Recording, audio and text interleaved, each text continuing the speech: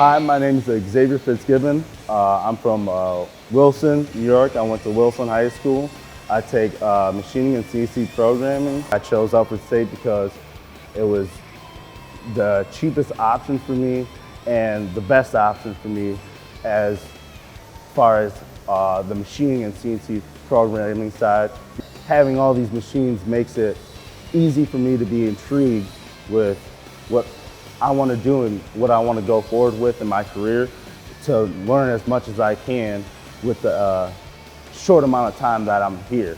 There's so many job opportunities that comes out of Alfred State, like career fairs and different things like that, that I think that make it really good to come here. You're not going to get as good as it gets here.